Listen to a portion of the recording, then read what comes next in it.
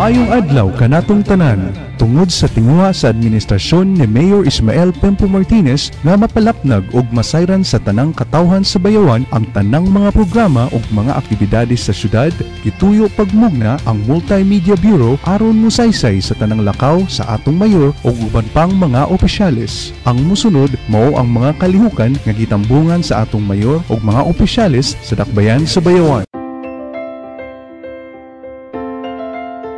Pebrero 5, 2016, usa ka panagpulong ang gipaygayon didto sa opisina ni Mayor Ismael Pempo Martinez uban sa mga miyembro sa Local Zoning Board of Adjustment. Diin ilang gituki ang paghanay sa zoning sa katibukan ilabi na sa mga urban areas aron mahatagan og insaktong pagdumala ang dakbayan. O kini gipangunahan ni Engineer Kenneth Artes sa City Planning and Development Office.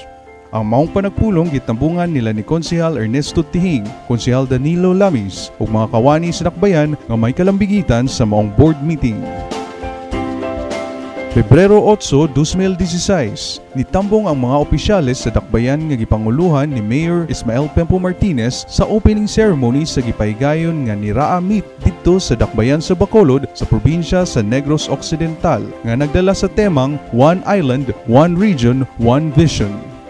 Ang maong pagbisita sa mga opisyales nagpakita sa ilang dakong suporta sa mga atleta nga misalmot sa nagkalain-laing sports competitions. Diin ang delegado sa dakbayan ang usa sa pinakadako nga delegado nga niapil sa maong regional meet.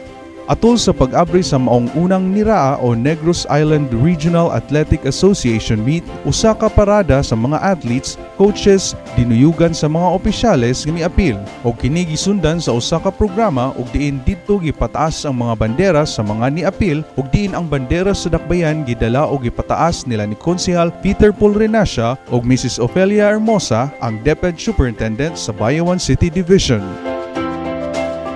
Pebrero 9, 2016, nitambong og nisuporta silang Congressman Pride Henry Teves, Congressman George Arnaiz, Vice Governor Mark Macias, Board Member Edmund D. ug mga opisyales sa dakbayan nga gipanguluhan ni Mayor Ismael Pempo Martinez sa gihimong energization ceremonies sa 7 ka sitio sa Barangay Nara ning Dakbayan.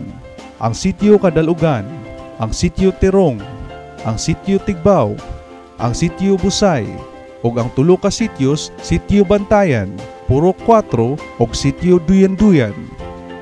Ang maong energization project usas sa mga programa nila ni Congressman Pride Henry Teves, Congressman sa ikatulong distrito ug Congressman George Arnaiz, Congressman sa ikatuwang distrito sa probinsya sa Negros Oriental nga mahatagan og sugang dagitab ang tanang kabarangayan sa tibuok probinsya. Ug diin ang mga opisyales sa dakbayan ni suporta sa maong programa kung diin ang mga nahisgutan nga mga sitio maoy mahatagan sa maong proyekto. Ang sugang dagitab nun.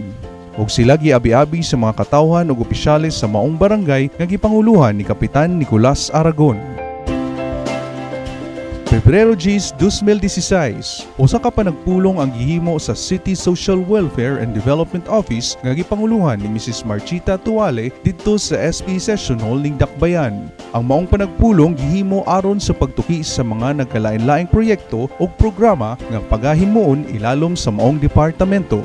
O kinigitambungan nila ni Mayor Ismael Pempo Martinez, City Administrator Attorney Rene Gaugel ug ubang sektor ug kawani sa Dakbayan. Pebrero 12, 2016, nitambong ug nisuporta silang Board Member Arnie Teves, Mr. Jack Raymond Teves, isip representante ni Congressman Pride Henry Teves ug mga opisyalis sa dakbayan nga gipanguluhan ni Mayor Ismael Pempo Martinez sa gihimong energization ceremonies sa Sitio Ginhamugan ug Sitio Awang sa Barangay Kansumalig ning Dakbayan.